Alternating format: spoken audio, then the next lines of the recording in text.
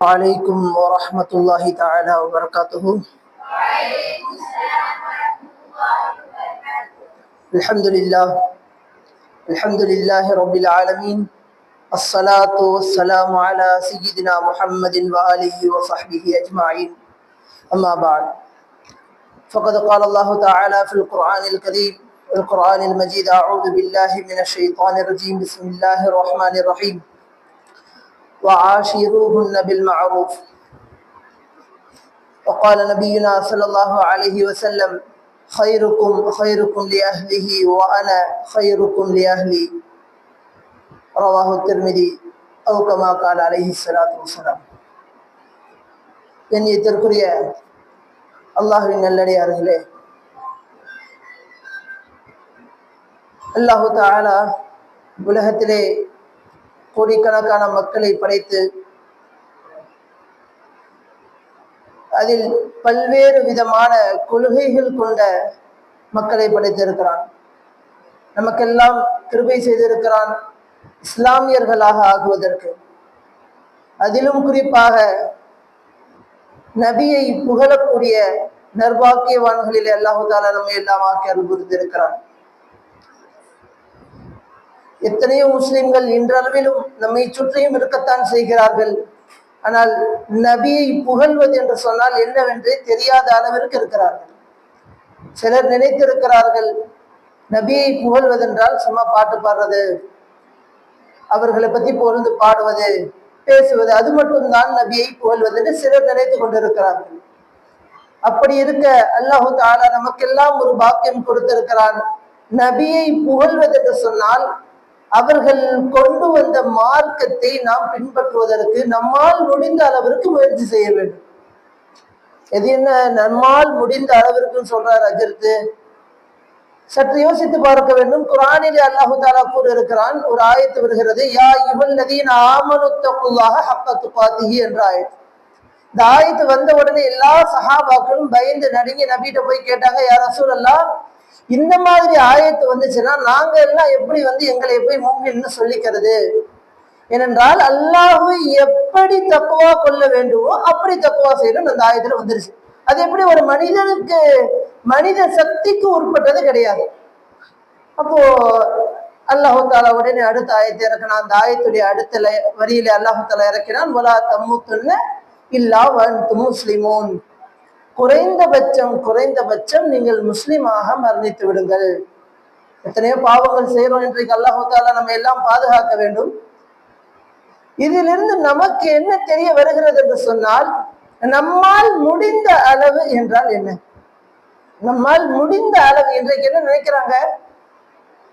லேசா கால்வலி வந்தா உட்கார்ந்து தொழுதுறது, கொஞ்சமா தலைவலி வந்தா ஃபஜ்ர்ல தூங்கிடுறது. காரணம் கேட்டா, அதான் இஸ்லாத்துல வந்திருக்கிற நம்மால முடிஞ்ச அளவுக்கு தான் செய்ய முடியும்பா, மனித சக்திக்கு மீறி எதுவும் முடியாது. அதே தலைவலி தான் 10th எக்ஸாமுக்கு நைட்டு 3 மணி வரையும் படிக்கிறோம். அதே கால்வழியில் தான் காலேஜ் எவ்வளவு தூரம் இருந்தாலும் நடந்து செல்கிறோம், எவ்வளவு கஷ்டங்கள் இருந்தாலும் பிரயாணம் செய்கிறோம். ஆனால் நபி கொண்டு வந்த வழி என்று சொல்லும் பொழுது மட்டும் தலைவலியும் கால் வலியும் உடல் வலியும் நமக்கு தங்கரமாக இருக்கிறது என்று சொன்னால், நாம் நபியை பிரிய கொள்வதிலே குறை வைத்திருக்கிறோம் என்று அர்த்தம். கண்ணியத்திற்குரிய அல்லாஹ்வின் நல்லடியார்களே, நபி ஸல்லல்லாஹு அலைஹி வஸல்லம் அவர்களுடைய காலத்துல ஒரு சஹாபி நபிகிட்ட கேட்கறாங்க, யா ரசூலல்லாஹ், அல்லாஹ்வுடைய நிஅமத்துக்கு நன்றி செலுத்தணும்னு சொல்றீங்களா இல்லையா? எதற்காக நாங்களாம் நன்றி செலுத்தணும்? எங்கள்கிட்ட எதுவுமே இல்லையே. சஹாபாக்கள்கிட்ட உண்ண உணவில்லை, உடுத்த உடை இல்லை, இருக்க இடமில்லை, நிம்மதியாக வாழ்வதற்குண்டான சூழ்நிலை இல்லை, அல்லாஹ்வை பின்பற்றுவதற்கும் அனுமதி இல்லை. தொழுத அடிப்பாங்க, அல்லாஹ்வுடைய பெயரை சொன்னா கொன்னுடுவாங்க. இது போன்ற சூழ்நிலைகள் அந்த சஹாபாக்கள் கேட்டாங்க, யா ரசூலல்லாஹ், நாங்க எதற்காக அல்லாஹ்வுக்கு நன்றி செலுத்தணும்? அப்ப நபி ஸல்லல்லாஹு அலைஹி வஸல்லம் சொன்னாங்க, சுவாசிப்பதற்கு நல்ல காற்றை கொடுத்ததற்கு அல்லாஹு தஆலாவுக்கு நன்றி செலுத்துங்க. உங்களை எல்லாம் இஸ்லாமியர்களாக ஆக்கியதற்கு அல்லாஹ்வுக்கு நன்றி செலுத்துங்க. நபி ஸல்லல்லாஹு அலைஹி வஸல்லம் இந்த பதிலை சஹாபாக்களுக்கு சொன்னாங்க. அதே போன்று இன்றளவில இருக்கக்கூடிய மக்களுக்கு ஒரு சந்தேகம் இருக்கிறது, எதற்காக நாம் நபியை புகழ வேண்டும்? எதுக்கு புகழணும்? அப்படி என்ன செஞ்சுட்டாங்க நமக்காக என்று சொன்னால், நபியை புகழ்வதற்கு கூட தகுதி இல்லாத நம்மிடத்தில் அல்லாஹு தாலா ஒரு மிகப்பெரிய அருள் கொடையை கொடுத்திருக்கிறான், நபியை புகழ்வது. அது எப்படிங்க தகுதி இல்லைன்னா, சமீப காலத்தில் ஒரு 5 வருடத்திற்கு முன்னால் நான் படித்து கொண்டிருக்கும் பொழுது யாருமே மதிக்காத ஒரு மாணவர், அவரை யாருமே மதிக்க மாட்டாங்க, அவரை கேவலமா நடத்துவாங்க.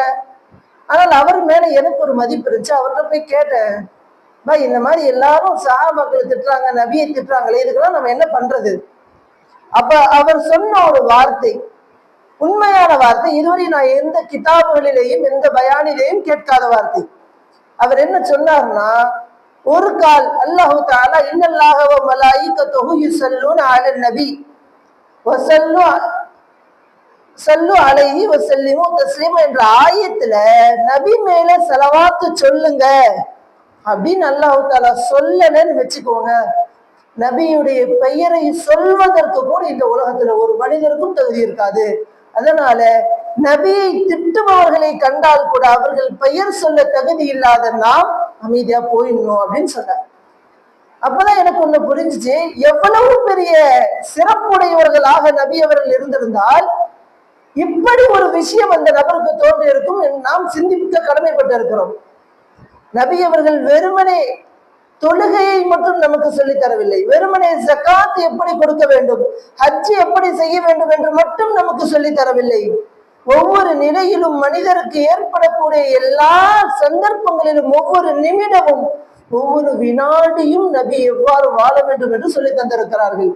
அதில் இன்று எனக்கு கொடுக்கப்பட்ட தலைப்பு தான் பெண்ணியம் காத்த பெருமானார் நபி ஸல்லல்லாஹு அலைஹி வஸல்லம் அவர்கள். நபி ஸல்லல்லாஹு அலைஹி வஸல்லம் எவ்வாறு பெண்ணியம் காத்தார்கள் என்று நாம் சற்று சிந்திருக்க வேண்டும். ஒரு காலம் இருந்தது, இந்தியாவிலே நடந்த விஷயம், கணவன் இறந்தால் அந்த நெருப்பு எரிக்கும் போது பெண்கள் கூட போய் அந்த நெருப்புல விழுந்து எரிஞ்சிடணும். இது பெண்களுக்கு உண்டான ஒரு கொடூர, கணவன் ரொம்ப கொடூரமானவனா இருந்திருப்பான், நிம்மதியா வாழ்ந்திருக்க முடியாது, எப்படா சாவான்னு அந்த மனைவி காத்துட்டு இருப்பான். செத்த உடனே ஏதோ தியாகி செத்தா மாதிரி அவன் கூட போய் நீ சாவு. இதுதான் இந்தியாவில இருந்த ஒரு பழங்காலத்து முறை. சைனாவில இருந்த ஒரு முறை, ரொம்ப வயசாயிடுச்சு, நம்மளால உச்சி மேல கொண்டு போய் விட்டு வந்துருவாங்க, கழுகு காக்கா எல்லாம் சாப்பிட்டு அவங்கள சாவடிச்சிடும், பார்த்துக்க முடியாது அவர்களை. மதீனாவிலே மக்காவிலே இருந்த அரபு நாடுகளிலே இருந்த ஒரு மிகப்பெரிய அவல நிலை என்னன்னா, வயசாகவும் தேவையில்லை, கல்யாணமும் நடக்கல, பெண் குழந்தை பிறந்தாலே கொலை பண்ணிடுவாங்க. இதுதான் அங்கிருந்த சூழ்நிலை. அப்படிப்பட்ட ஒரு சூழ்நிலையை மாற்றுவதற்காக அல்லாஹ் தஆலா நபியை கொண்டு வந்தார். நபியை கொண்டு வந்து அல்லாஹ் தஆலா மக்களுக்கு உணர்த்தினான் எப்படி பெண்களை வழிநடத்த வேண்டும், ஒரு பெண் எப்படி இருக்க வேண்டும், அந்த பெண்ணிடத்திலே மற்ற மனிதர்கள் எவ்வாறு நடந்து கொள்ள வேண்டும் என்று. அதை நபி அவர்கள் சொல்றாங்க, உங்களிலே சிறந்தவராக நீங்கள் இருக்கணும். எல்லாரும் ஆசைப்படுவோமா இல்லையா? ஒரு காலேஜ்ல படிக்கிறோம், நம்பர் 1 ஸ்டூடெண்டா இருக்கணும், எல்லாருக்குமே ஆசை, யாருக்குமே ஆசை இல்லாம இல்ல. பேசுற எனக்கும் ஆசை, கேட்கிற உங்களுக்கும் ஆசை, கேட்காத பல பேருக்கு ஆசை, படிக்காத நபருக்கு கூட ஃபர்ஸ்ட் வந்தா நல்லா இருக்குமே ஒரு ஆசை.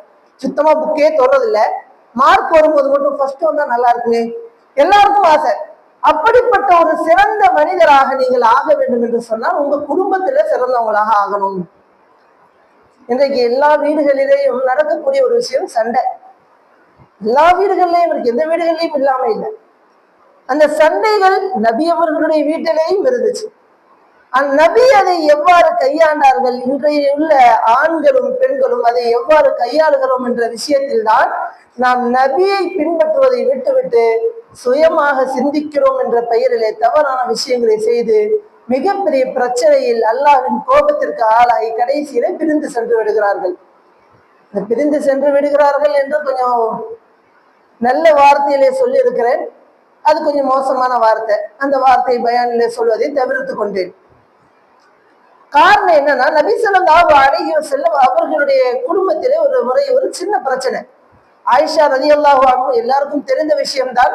ஆயிஷா ரலியல்லாஹு அன்ஹா அவர்கள் சிறுபிள்ளையானவர்கள், கோபம் வரக்கூடியவர்கள், டக்கு டக்குன்னு கோபம் வந்துடும், டக்கு டக்குன்னு கோச்சிக்குவாங்க, பேசாம போயிடுவாங்க.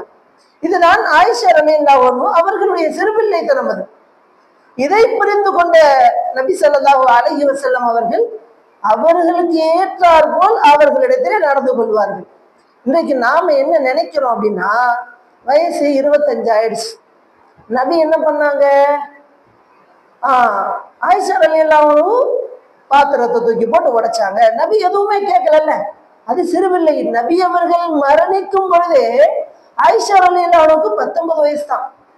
இதை நம்ம சொல்றது கொஞ்சம் ஏதோ சாதாரணமா பேச்சில் போயிடும். சற்று சிந்தித்து பார்க்க வேண்டும். 19 வயசுல ஒரு வாலிப பெண்ணுடைய மனநிலைமை எப்படி இருக்கும் சிந்திச்சு பார்த்தா நானும் அழுவணும், நீங்களும் அழுவணும். அதுதான் அங்க வேற எதுவுமே கிடையாது. ஏனென்று சொன்னால் அவர்களுடைய நிலைமை நம்ம எல்லாம் அவங்களோட கற்பனவே பண்ணக்கூடாது.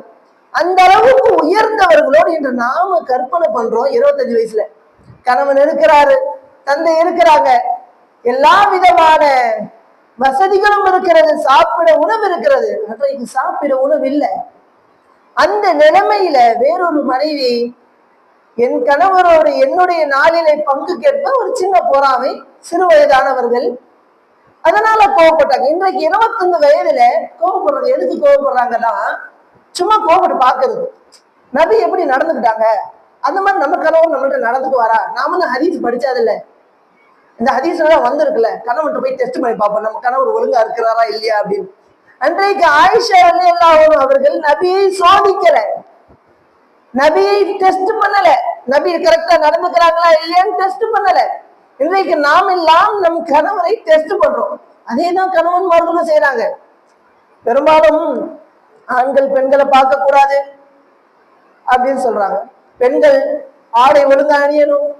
இப்ப இதை கேட்பவர்கள் எல்லாம் என்ன நினைச்சுக்கிறாங்கன்னா, அப்பனா பெண்கள் மட்டும் ஒழுங்கா ஆடை அணியணும், ஆண்கள் மட்டும் பெண்களை பார்க்க கூடாது. அப்படி அல்ல சட்டம். எந்தெந்த இடங்களில் எல்லாம் பெண்களுக்காக ஒரு சட்டம் வருகிறதோ அதே சட்டம் ஆண்களுக்கும் இருக்கு. அப்பயே அல்லாஹ் தஆலா பெண்களுக்கு சொன்னான்னா கொஞ்சம் கூடுதலாக பெண்கள் அதை கடைபிடிக்க வேண்டும். ஆண்களுக்கு ஏன் சொல்லி இருக்கிறான்? கொஞ்சம் கூடுதலாக ஆண்கள் அதை கடைபிடிக்க வேண்டும். இதைத்தான் சஹாபி பெண்மணிகள் கேட்டாங்க, யா ரசூலல்லாஹ், எப்பப்பா அல்லாஹ் தஆலா அகீமுஸ் ஸலாத், ஆண்களே தொழுவுங்கள், வாத்து ஸக்கா, ஆண்களே ஸகாத் கொடுங்க, நீங்க நோன்பு வைங்க, இப்படியே சொல்றானே, இப்ப பெண்கள்கிட்ட அல்லாஹ் தஆலா பேசவே மாட்டானா? எங்களுக்கு எல்லாம் ரொம்ப வருத்தமா இருக்கு. இந்த காலத்து பெண்களா இருந்தா நல்ல வேலை அல்லாஹ் தஆலா நம்மளை பார்த்து சொல்லல, நம்மளை பார்த்து சொல்லியிருந்தா நம்மளும் தொழுக வேண்டியதா போயிருவேன். அதுதான் நம்ம நிலைமை இன்னைக்கு. ஆனால் அன்றைய இருந்த பெண்கள் சஹாபி பெண்மணி எப்படிப்பட்டவங்கன்னா, சஹாபாக்கள் எந்த அளவிற்கு அமல்களிலே வெறி கொண்டவர்களாக இருந்தார்களோ அதே போன்று எங்களுக்கும் அமல் செய்ய வேண்டும், நாங்களும் அமல் செய்வோம் என்று வெறி கொண்டவர்களாக இருந்தவர்கள் சஹாபி பெண்மணிகள். அப்படிப்பட்ட பெண்மணிகள் கேட்கிறாங்க. உடனே அல்லாஹ் தஆலா ஆயத்தை இறக்குறான், இன்னல் முஸ்லிமீன வல் முஸ்லிமாத் வல் முஃமினீன வல் முஃமினாத். ஒரு மிகப்பெரும் ஆயத்து அப்படி தொடர்ந்து வருகிறது. முஸ்லிமான ஆண், முஸ்லிமான பெண், முஃமினான ஆண், முஃமினான பெண், தொழுகக்கூடிய ஆண், தொழுகக்கூடிய பெண், தன்னுடைய ஒழுக்கத்தை பேணிய ஆண், ஒழுக்கத்தை பேணிய பெண், இப்படியாக வரிசலாக வருகிறது. இந்த ஆயத்திற்கு சபபு நுஸூல் சொல்லும் பொழுது முஃபஸ்ஸிர்கள் சொல்கிறார்கள், அல்லாஹ் தஆலா கூறுகிறான், எல்லா இடங்களிலும் உங்களை பார்த்துதான் பேசுறேன். அரபியுடைய வழக்கம் பொதுவாக ஒரு பயான்ல சொல்லும் போது எல்லாம் வாங்க வாங்க அப்படின்னு பயான்ல சொல்லும் பொழுது அரபியுடைய பழக்கம் ஆண்களை கூப்பிடுவதற்கு அரபியிலே தனித்தனியாக பயன்படுத்த மாட்டார்கள், அந்த ஒரு இடத்தில் மட்டும். அதனால் குர்ஆனில் உள்ள அதிகமான இடங்கள் பெண்கள் சம்பந்தம் அல்லாமல் ஆண்களை பார்த்து வருகிறது. இப்படி ஆசைப்பட்ட சஹாபி பெண்மணிகளிடத்திலே சஹாபாக்கள் நடந்து கொண்டதை போன்று நம்மிடத்திலும் நம் வீட்டு ஆண்கள் நடந்து கொள்ள வேண்டும் என்று ஆசைப்படுவதற்கு எல்லா பெண்களுக்கும் உரிமை இருக்கிறது. எப்பொழுது என்று சொன்னால் நாமும் சஹாபி பெண்மணிகளாக ஆக வேண்டும்.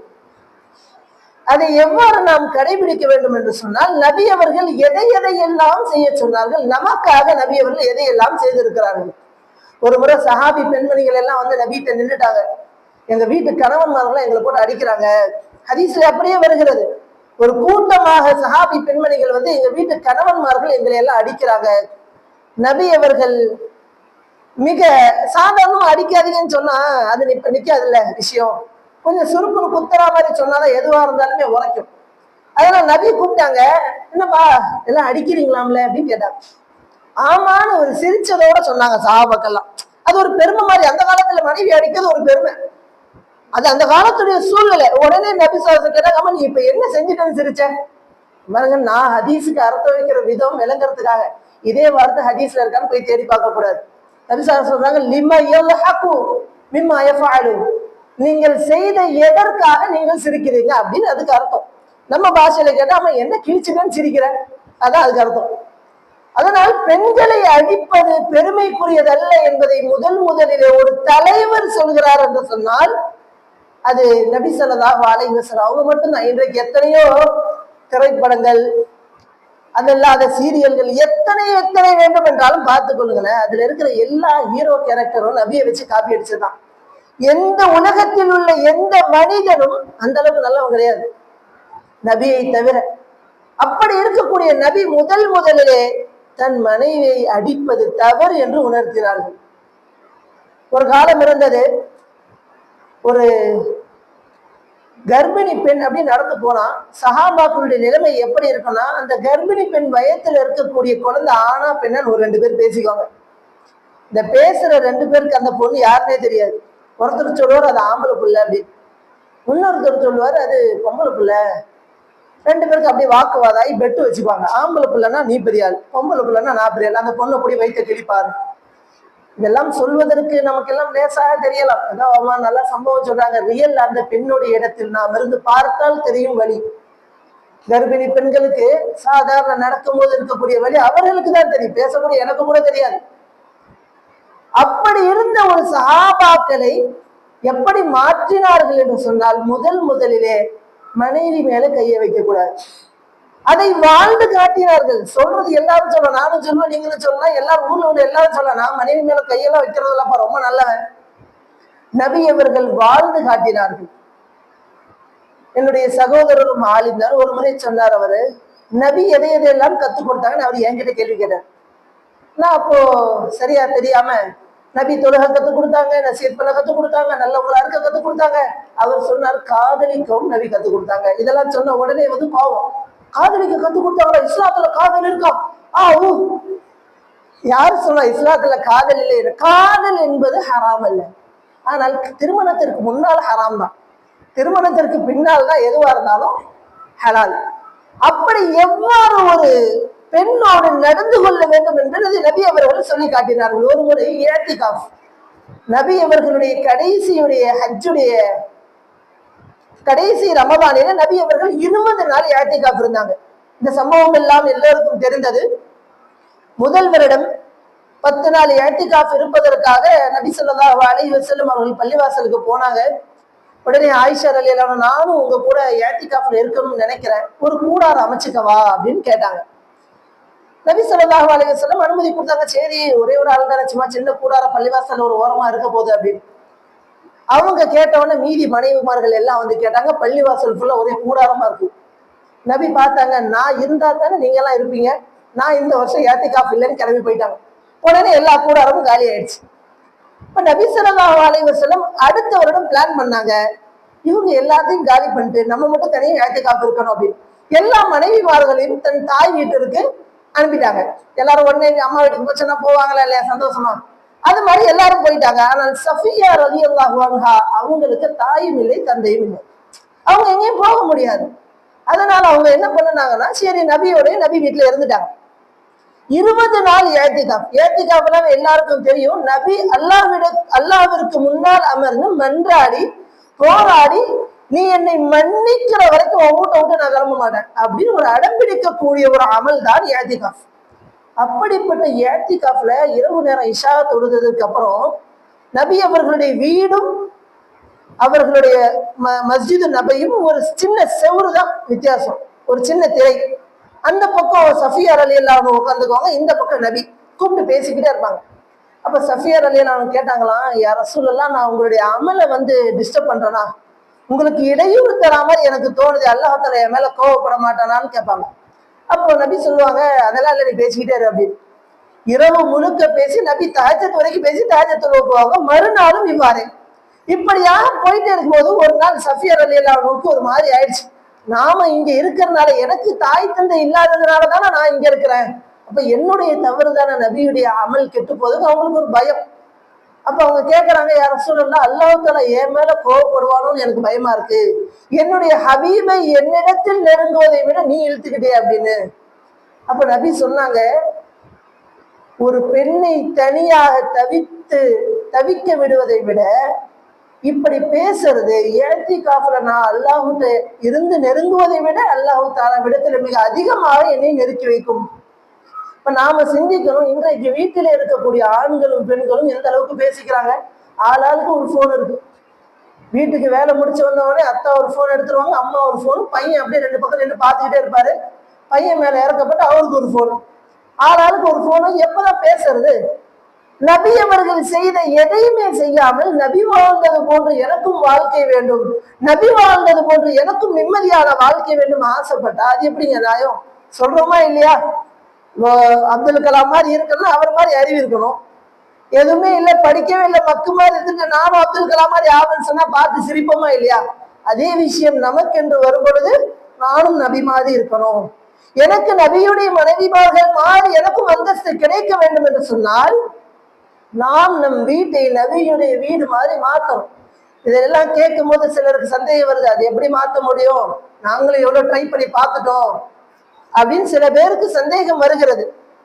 அந்த சந்தேகத்தை நிவர்த்தி செய்ய எத்தனை பேர் முயற்சி செய்திருக்கிறோம், எத்தனை பேர் முயற்சி செய்யணும். நாம் கொஞ்சம் யோசிச்சு பார்க்கணும். நம்ம வீட்டுல அத்தா தொழுகாம இருக்கிறாங்க, இது அம்மா தொழுகாம இருக்கிறாங்க, என்னைக்காச்சும் ஒரு முறை தொழுகுன்னு சொல்லி இருக்கிறோமா? அம்மா தொழுங்கம்மா அப்படின்னு சொல்லியிருக்கிறீங்களா? எப்ப சொல்ல முடியும்? நாம வீட்டுல இருக்கும்போது தொழுகணும், மதரசால இருக்கும்போது தொழுகிறாங்க, வீட்டுக்கு போனோடனே தொழுகையாச்சு நானாச்சு, தொழுகுன்னா என்னப்பா அப்படின்னு ஏதோ ஒண்ணு சொன்னாங்கன்னா மதரசால இருக்கவும் செஞ்ச ஞாபகம் இருக்கு. இன்றைக்குள்ள மாணவர்கள் நிலைமை அதுதான். எப்பொழுது நாம் வீட்டில தொழுக ஆரம்பிக்கிறோமோ அப்பா அம்மாவை பார்த்து சொல்லலாம், அம்மா தொழுவுமா, நான் தொழுகிறேன்னு என் கூட நின்று தொழுவுங்க. தந்தையை பார்த்து சொல்லலாம், நாங்க தொழுவோம், பள்ளிவாசலுக்கு போய் தொழுதுட்டாங்களே. வீட்டுல எங்க ஃப்ரெண்ட்ஸுடைய வீட்டுல எல்லாம் தொழுகிறாங்க, சும்மா சின்ன சின்ன விஷயங்களுக்கு சில பொய்கள் அனுமதி. நம்ம ஃப்ரெண்ட்ஸை பத்தி நமக்கே தெரியாது, சும்மா சொல்லணும் அத்தாட்ட, எங்க அத்தா அவங்க அத்தா மூலம் கரெக்டா தொழுவு போறாங்களாம், அவன் ரொம்ப பெருமையா பேசுறான், என்னால பேசவே முடியல அப்படின்னு. அதற்காக இங்க வந்து பெருமை பேசுவதற்காக எங்க வீட்டுல எல்லாம் தொழுகிறாங்கன்னு பொய் சொல்லக்கூடாது. அவர்களை ஆர்வப்படுத்துவதற்காக பொய் சொல்வது, சின்ன சின்ன பொய்கள், யாரையும் பாதிக்காத விஷயத்திலே பொய் சொல்வது இஸ்லாத்திலே அனுமதி இருக்கிறது. ஒரு ஹதீஸிலே வருகிறது, இரண்டு நபர்களை ஒன்று சேர்ப்பதற்கு ஒரு விஷயத்தை மறைப்பது நல்லது. அதுபோன்று அல்லாஹையும் நம் வீட்டார்களையும் ஒன்று சேர்ப்பதற்காக சிறு சிறு விஷயங்களிலே சின்ன சின்ன நல்லதற்காக மட்டுமே உண்டான சில பொய்கள், உதாரணமா அதுவும் போன்றதற்காக. இன்றைக்கு எதற்கெல்லாம் பொய் பயன்படுகிறது என்று சொன்னால், பக்கத்து வீட்டுல இருக்கிறவங்க கார் வாங்கியிருக்கவே மாட்டாங்க, உடனே அத்தாட்ட வந்து சொல்றது, அவங்க வீட்டுல கார் வாங்கிட்டாங்க தெரியுமா, எனக்கெல்லாம் வாங்கி தர மாட்டீங்களா அப்படின்னு. இந்த மாதிரியான பொய்கள் சொல்லப்படக்கூடிய இடத்திலே நாம் பக்கத்து வீட்டுல தொழுகிறாங்க நீங்களும் தொழுவுங்கன்ற பொய்யை சொல்றது எவ்வளவு மேலானது. ஆனால் நாம அதையெல்லாம் கொஞ்சம் கூட முயற்சி செய்வதே கிடையாது, இதுவரை முயற்சி செய்திருக்கவே மாட்டோம். காரணம் என்னன்னா, நமக்குள்ளேயே தோன்றுகிறது, நாம் சொன்னா அவங்க கேட்பாங்களா, நாம சொன்னா அவங்க கேட்பாங்களா, ஏன்னா நம்ம ஒரு சின்ன பிள்ளை, நம்ம சொன்னா ஆமா பொறிச்சு பேசுது அந்த பக்கமா போ அப்படின்னு போயிடுவாங்க. என்றைக்கு வரை நீங்கள் முயற்சி செய்யவில்லையோ அன்றைக்கு வரைக்கும் உங்களுக்கு அதனுடைய தீர்வு தெரியாது. பெண்களால் மாற்றப்பட்ட சமுதாயம் அதிகம். ஒவ்வொரு வீட்டிலே இருக்கக்கூடிய பெண்களும் அந்த வீட்டை முழுவதுமாக மாற்ற முடியும், இது உண்மையான விஷயம். தாடி வைக்காத கணவனை தாடி வைக்க சொல்லுவதற்கு ஒரு பெண்ணிற்கு முழுமையான பலம் இருக்கிறது. அதிகாரம் இருக்கிறது வேற, அதிகாரம் எல்லா விஷயத்திலும் இருக்கு, பலம் இருக்கிறது. நான் ஏன் சொல்றேன்னா, இன்னைக்கு யார்ட்டையாச்சும் கேட்டா என் புருஷன் என் பேச்சு கேட்க மாட்டேங்கிறாருங்க. உண்மையாக எல்லாரும் சிந்தித்து பார்க்க வேண்டும். ஒரு கணவன் எதற்காக வேலை செய்கிறான், ஒரு கணவன் எதற்காக பாடுபடுகிறார் என்று சொன்னால், மனைவியின் சந்தோஷத்திற்காக, பிள்ளைகளின் சந்தோஷத்திற்காக. அவருடைய தாடி வளர்ப்பில் உங்களின் சந்தோஷம் இருந்தால் ஆட்டோமேட்டிக்கா அவனு வச்சிருக்காரு, என்னை பார்த்தா என் பிள்ளைகள் சந்தோஷப்படுறாங்க அப்படின்னு. நாம் என்றை வரை வாயளவில் தாடி வைங்க, சும்மா சரி அஜித் வயல்ல சொல்லிட்டாரு இன்னைக்கு போனவொன்னு வீட்டுல நம்ம தாடி வைங்களேன் அப்படின்னு சொல்லி பார்ப்போமே. ஏதோ ஏனோ தானோ யாருக்காகவும் இல்லாமல் சும்மா கேட்டோன்னு செய்யாம அல்லாஹ்வுக்காக என்றைக்கு நாம் செய்கிறோமோ அன்றைக்கு நம் வீட்டிலும் நபியுடைய வீட்டில் இருந்தது போன்ற ஒரு சூழல் வரும்.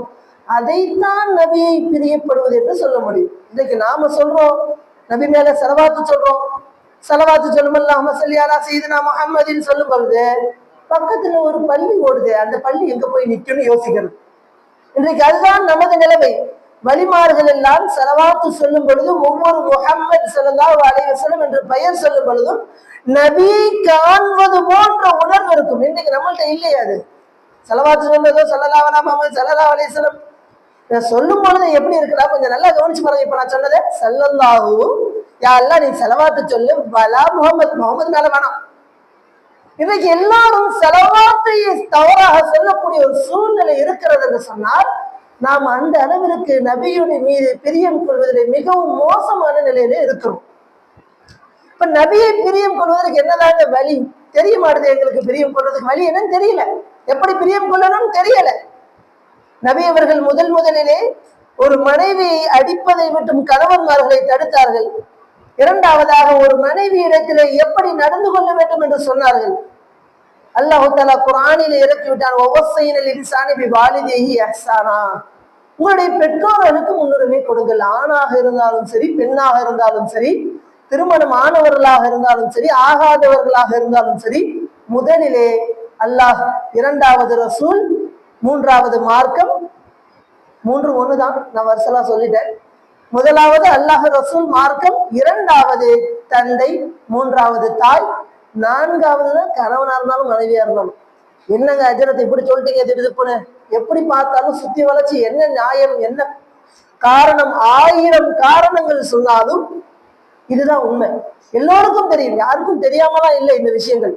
ஆனாலும் உண்மையை மாற்றுவதற்கு சில முயற்சிகள் நடக்கும் பொழுது நம் வீடுகளிலே பிரச்சனை வருவதை நாமும் கண்கூடாக பார்க்கிறோம். அதனால நமக்கு எந்த லாபமும் கிடைப்பதில்லை, எந்த பிரயோஜனமும் இருப்பதில்லை. ஆனாலும் ஏதோ அந்த நேரத்திற்கு தவறு செய்து விடுகிறோம். அதை மாற்றுவதற்குள் முழு வாழ்க்கை முடிந்து விடுகிறது. உலகத்திலே 2 விஷயங்களுக்கு அல்லாஹ் தஆலா உலகத்திலே தண்டனை கொடுத்து விடுவார். முதலாவது நபியை நேரடியாக புண்படுத்துவது, நபியை காயப்படுத்துவது நேரடியாக, அதாவது அவருடைய உடலிலே காயம் ஏற்படுத்துவது. இரண்டாவது தாய் தந்தையர்களுக்கு மோசடி செய்வது. ஏனென்றால் நபி ஸல்லல்லாஹு அலைஹி வஸல்லம் அவர்கள் வாழ்க்கையில் ஒரு முறை கூட பத்துவா செய்ததே கிடையாது. யாருக்கும் எதிராக ஒரு முறை கூட, தெரிந்தோ தெரியாமல் ஒரு முறை கூட யாருக்கும் எதிராக, யாருக்கும் ஆபத்து வருவதாக நபி அவர்கள் ஒரு காஃபிருக்கு எதிராக கூட துவா செஞ்சது கிடையாது. ஷைத்தானுக்கு எதிராக கூட நபி அவர்கள் துவா செய்தது கிடையாது. ஒரு ஹதீஸில் வருகிறது, ஷைத்தானை கூட திட்டக்கூடாது. வருசலாக சொல்றாங்க, தாய் தந்தையை திட்டக்கூடாது, நண்பர்களை திட்டக்கூடாது, இப்படியே சொல்லிக்கிட்டே வந்துட்டு கடைசியில நபி அவர்கள் சொல்றாங்க ஷைத்தானையே திட்டக்கூடாது அப்படின்னு. நாம் இன்றைக்கு ஃப்ரெண்ட்ஸை திட்டுறோம், அஜத்தை திட்டுறோம். மெயினா அஜத்தை கொஞ்சம் ஓவரா பேசிட்டான், ஆமா இந்த ஆளுக்கார வேலை இல்லை, எப்ப பாரு கத்திக்கிட்டா இருப்பான், நம்ம கஷ்டம் அவருக்கு தெரியுமா, அவரும் ஓதிக்கிட்டா வந்திருப்பாருன்னு கொஞ்ச நேரத்துல மறந்துட்டு அஜத்தை மொத்தம் திட்டுறது. இப்படி இருக்கிற நிலைமையில நபி எந்த இடத்திலேயும் யாரையும் திட்டாத ஒரு நபி ஒரு 3 நபர்களின் விஷயத்திலே பத்துவா செய்யவில்லை. ஆனாலும் பத்துவா செய்ததற்கு ஆமீன் சொல்லியிருக்கிறாங்க. அந்த பத்துவா செய்த நபர் ஜிப்ரீல் அலைஹிஸ்ஸலாம், மலக்குமார்களின் தலைவர். செய்யப்பட்ட இடம் மிம்பர் படி, செய்யப்பட்ட நேரம் ஜுமாவுடைய நாள். ஆமீன் சொல்லியது நபி ஸல்லல்லாஹு அலைஹி வஸல்லம் அவர்கள். அந்த 3 நிலைமைகளையும் நாம் கொஞ்சம் ஞாபகப்படுத்த வேண்டும். முதலாவது, ரமலானுடைய இறுதி பத்தை அடைந்து மகஃபிரத்தை பெறாத ஒரு நபர் நாசமாகட்டும் என்று நபி ஸல்லல்லாஹு அலைஹி வஸல்லம் சொன்னாங்க. அதற்கு ஜிப்ரீல் அலைஹிஸ்ஸலாம் துஆ கேட்க நபி அவர்கள் ஆமீன் சொன்னாங்க. இரண்டாவதாக நபி ஸல்லல்லாஹு அலைஹி வஸல்லம் அவர்கள் 2வது படியிலே கால் வைக்கும் போது ஆமீன் என்று சொல்கிறார்கள். அது எதற்கு என்று சொன்னால், தாய் தந்தையை இருந்து அவர்களின் மூலியமாக அல்லாஹ்வை நெருங்காத ஒரு மனிதன் நாசமாகட்டும் என்று சொல்கிறார்கள். அதற்கும் நபி அவர்கள் ஆமீன் சொல்றாங்க. மூன்றாவதாக, இந்த பயான்ல ஒரு 4-5 தாடி முகமதுன்னு பேர் சொல்லிட்டேன், யாருமே ஸலவாத் சொல்லல. அல்லாஹ் தஆலா நம்ம எல்லாம் பாதுகாக்கணும். முஹம்மது என்ற நபி அவர்களுடைய பெயரை கேட்டு ஸலவாத் சொல்லாதவர்கள் நாசமாகட்டும் என்று ஜிப்ரீல் அலைஹிஸ்ஸலாம் துஆ கேட்க அதுக்கும் ஆமீன் சொல்லிட்டாங்க. நாம் கவனிக்க வேண்டிய விஷயம் என்னன்னா, நாம் எந்த அளவிற்கு நபியை பற்றி பேசுகிறோம், தாய் தந்தையருக்கு எந்த அளவிற்கு மரியாதை கொடுக்கிறோம் என்று மிக ஆழமாக சிந்திக்க வேண்டிய நிலைமையில இருக்கிறோம். இன்னைக்கு எல்லா வீட்டிலையும் நடக்கக்கூடியது, ஒரு காலத்தில் என் வீட்டிலும் நடந்தது, நானும் செய்தது என்று கூட சொல்லலாம். என்னை திருத்தியதும் ஒரு பெண் தான். காரணம், நான் ஆரம்பத்திலே சொன்ன, ஒரு பெண் நினைத்தால் எதையும் மாற்ற முடியும். அதற்கு உதாரணம் என்னை திருத்திய பெண். ஒரு முறை என்னுடைய தாயை பயங்கரமா எதிர்த்து பேசிட்டேன். பேசினோடனே கொஞ்ச நேரம் சென்று தப்புன்னு தெரிஞ்சிச்சு. எல்லாருக்கும் தெரியுமா இல்லையா? அப்ப என்னுடைய சகோதரி கேட்டாங்க, அப்ப தாயை எதிர்த்து பேசுறது தப்பா இல்லையாப்பான்னு கேட்டாங்க. தப்புதான். அப்ப ஏன்பா எதிர்த்து பேசினா? இல்ல அந்த நேரத்துல கோபம் வந்துருச்சு. நம்ம எல்லாம் சொல்லக்கூடிய விஷயம் தானே, நியாயமா படுதா இல்லையா? அந்த நேரத்துல தெரியாம பேசிட்ட சொல்லலாம் இல்லையா? அப்ப என்னுடைய சகோதரி கேட்டாங்க, உன்னுடைய ஆசிரியர்கள் திட்டும் போது ஏத்து பேசுவியான்னு கேட்டாங்க. நான் சொன்னேன், இல்ல. ஏன்பா ஏத்து பேச மாட்டேன்? டக்குன்னு எனக்கு அப்பதான் தோணுச்சு, என்னுடைய ஆசிரியர் திட்டும் போது எனக்கு என்ன தோணும்னா, அவர் என்னுடைய நல்லதுக்காக திட்டார். அதே விஷயம் தாய் தந்தையருக்கு விஷயத்தில் தோன்றவில்லை என்று சொன்னா, அப்ப நாம ஓதுன கல்வி நமக்கு பிரயோஜனம் தரல அப்படின்னு அர்த்தம். என்னுடைய சகோதரி சொல்றது அன்றைக்கு உரைத்தது இன்றைய வரைக்கும் அம்மா வைத்து பேச மாட்டேன். நானும் ஓதிய ஒரு நபர் தான். ஆனாலும் ஒரு ஓதிய நபரை யாரின் மூலமாக அல்லாஹ் திருத்துகிறான் என்று சொன்னால், ஒரு பெண்ணின் மூலமாக. அல்லாஹ் தஆலா காட்ட விரும்புகிறான், ஒரு பெண் மாறினால் அந்த குடும்பத்தில் உள்ள எல்லோரும் மாற முடியும் என்று. ஆனால் நம் வீட்டில் உள்ள பெண்கள் இன்றைக்கு சீரியல்ல மூழ்கிற அளவுக்கு வேற எதிலையுமே மூழ்கிறது இல்லைன்னு எல்லோருக்கும் தெரிகிறது. அதில் பார்த்த விஷயங்களை நம்பி கணவன்கிட்ட சண்டை வரும்போது அதில் உள்ள அதே டைலாக் அடிக்கும் போது நாம் ஏதோ விளையாட்டாக நினைத்துக் கொள்கிறோம். இந்த காலத்தில் நடக்கக்கூடிய விஷயம் அதிகமான வீடுகளிலே நடக்கிறது. சினிமாக்களிலே பார்க்கக்கூடிய விஷயங்களை நம்புகிறார்கள். அதெல்லாம் நடிப்பு என்பதை மறந்து இன்றைக்கு சில நிகழ்ச்சிகளிலே வாதம் போன்று வைக்கிறார்கள். அந்த நிகழ்ச்சி பேரை சொல்றது கூட இந்த சபைக்கு அந்த நிகழ்ச்சி தகுதி கிடையாது. மீலாது விழாவுடைய சபையிலே அந்த நிகழ்ச்சியுடைய பேர் அது நிகழ்ச்சின்னு சொல்றதுக்கே கேவலமா இருக்கு. மக்களை எப்படியெல்லாம் மன ரீதியாக வழிகெடுப்பது என்று ஒரு கூட்டம் அது. ஒரு பெண் எவ்வாறெல்லாம் தவறாக பேச முடியும், ஒரு ஆண் எவ்வாறெல்லாம் ஒரு பெண்ணை சித்திரவதை செய்ய முடியும் என்று எல்லா விதத்திலும் சொல்லித்தரக்கூடிய ஒரு கேவலமான அருவருப்பான ஒரு ஷோன்னு வேணா சொல்லிக்கலாம். அப்படிப்பட்டதுல இன்றைக்கு அதைதான் பாக்குறாங்க எல்லாரும். பார்த்துட்டு அதை அவர்கள் எல்லாம் நடிக்கிறார்கள். அந்த ஷோல நடிக்கிறாங்க பணத்திற்காக. அதையெல்லாம் உண்மை என்று நினைச்சு நம்மளும் நம்ம வீட்டுல இப்படிதான் பேசணும்னு நினைச்சிட்டு நிறைய பெண்கள் பேசுறாங்க. அதனால் விளைவுகளும் ஏற்படுது. கணவன் மனைவிக்கு மத்தியில விரிசல்கள் ஏற்படுகிறது. அதனால் மிக மோசமான நிலையில அவர்கள் பிரிந்து சென்று விடுகிறார்கள். அல்லாஹ் தஆலா இது போன்ற நிலைமைகளிலே நம்ம எல்லாம் கொஞ்சம் அறிவை பயன்படுத்தி, ஒரு வீட்டுல ஒரு சண்டை வருதுன்னா நபி அவர்கள் இந்த நேரத்துல என்ன பண்ணாங்க, போய் தேடல் வேற வேலை இல்லை. அதற்குதான் உலகத்தில் அல்லாஹ் தஆலா நம்ம அனுப்பி இருக்கிறான். ஒரு 2 வருடத்திற்கு முன்னால சில நபர்கிட்ட நான் சொன்னேன், நான் கல்யாணமே பண்ண மாட்டேன் அப்படின்னு. அப்ப ஒருத்தர் என்னை பார்த்து சொன்னாரு, வாய்ப்பில்லை ராஜா, அதெல்லாம் முடியாது, கல்யாணம் பண்ணணும், கஷ்டம் வரணும், அந்த கஷ்டத்தை தீர்ப்பதற்கு நீ நபியுடைய வழியை பின்பற்றணும், அதுதான் உலகத்துடைய நியதி, அப்பதான் நீ உண்மையான முஃமினாக ஆக முடியும்னு சொன்னாரு. அதுபோன்று இன்றைக்கு நமக்கு கஷ்டம் வரும் பொழுது நபியுடைய வழியை பின்பற்ற வேண்டும். அந்த நேரத்துல எடுத்து தேடுங்க. 1000 கிதாபுகள் 1000 நூல்கள் எழுதப்பட்டிருக்கிறது. ஆனா நம்ம அதெல்லாம் படிக்கிறது இல்லை. இன்றைக்கு பேப்பர்ல ஏதோ சினிமாக்களுடைய செய்தி ஆர்வமா பாக்குறோம். ஆனால் வீட்டுல ஒரு பிரச்சனை வரும் பொழுது போன்ல பாக்குறோம். இந்த மாதிரி பிரச்சனை வந்தா இவனை என்ன பண்றது, கணவன் எப்படி பேசுறது, கணவன் உடனே போன்ல போய் பாக்குற மனைவி இந்த மாதிரி பேசுற மனைவி என்ன பண்றது, இதெல்லாம் நடக்கிறதே தவிர நபியவர்கள் என்ன செய்தார்கள், நபியவர்களுடைய குடும்பத்துல என்ன நடந்தது என்பதை பார்ப்பதற்கு நமக்கு நேரம் இல்லை. சீரியல் பார்க்க நேரம் இருக்கு, அடுத்தவர்களை பற்றி பேச நேரம் இருக்கிறது, தேவையில்லாத வேலைகள் செய்ய நேரம் இருக்கிறது, குர்ஆனை படிக்க நேரம் இல்லை, தொழுகுவதற்கு நேரம் இல்லை, எதற்குமே இஸ்லாமுடைய எந்த விஷயத்திற்கும் நேரம் இல்லை என்று சொல்லக்கூடிய நபர்களாக நாம் இருக்கிறோம். இப்படியெல்லாம் இருந்து கொண்டு நம்மை நாமே சொல்லிக் கொள்கிறோம், நான் நபியை பிரியப்படுகிறோம் என்று. இன்றைக்கு ஒரு விஜயை பிரியப்படக்கூடிய நபர், அவரை பத்தி எல்லாம் தெரிஞ்சு வச்சுக்கிறாரு. சமீப காலத்துல ஒரு முஸ்லிம் பெண்ணுடைய வீடியோ, மிக மன வருத்தத்துடைய வீடியோ, அது ரொம்ப கேவலமா இருக்கு. அந்த பெண் சொல்றாங்க, விஜயை பார்த்த கட்டி பிடிச்சாரு, ரொம்ப மிக கேவலமான வார்த்தை. ஒரு அந்நிய ஆணை பார்க்க கூடாது என்று சொல்லிய மார்க்கத்தில் இருந்து கொண்டு உன் கணவன் அல்லாத ஒரு கேவலமான பிறவி, பணத்திற்கு அலையக்கூடிய நாட்டம் பிடித்த வாழ்க்கையில் இருக்கக்கூடிய ஒருவரை கட்டி பிடித்து அழுகிறன்னு சொல்ற, நீ எந்த வகையிலே உன்னை முஸ்லிம் என்று சொல்லிக் கொள்கிறான் என்று எனக்கு அப்படியே அதை பார்த்த உடனே இதெல்லாம் இப்படியும் ஒரு முஸ்லிம் இந்த உலகத்திலே வாழ்ந்து கொண்டிருக்கிறார்கள் என்பது மன வருத்தத்தை தான் நமக்கு தேடி தருகிறது. அதனால் நம்மிடத்திலே வரக்கூடிய பிரச்சனைகளுக்கு நபியை மட்டுமே பின்பற்றக்கூடிய மக்களாக அல்லாஹ் தஆலா நம்மை அனைவரும் ஆக்கி அருள்வானாக. மேலும் மேலும் நபியை பற்றி புகழக்கூடிய பாக்கியத்தை அல்லாஹ் தஆலா நம் அனைவருக்கும் தருவானாக. அவர்கள் வழி சென்று அவர்களோடு சொர்க்கத்தில் இருப்பதற்குண்டான பாக்கியத்தை தருவானாக. வாஹிரு தஅவானா அல்ஹம்துலில்லாஹி ரப்பில் ஆலமீன். அஸ்ஸலாத்து வஸ்ஸலாமு அலா சய்யிதினா முஹம்மதின் வ ஆலிஹி வ ஸஹ்பிஹி அஜ்மஈன். அஸ்ஸலாமு அலைக்கும்.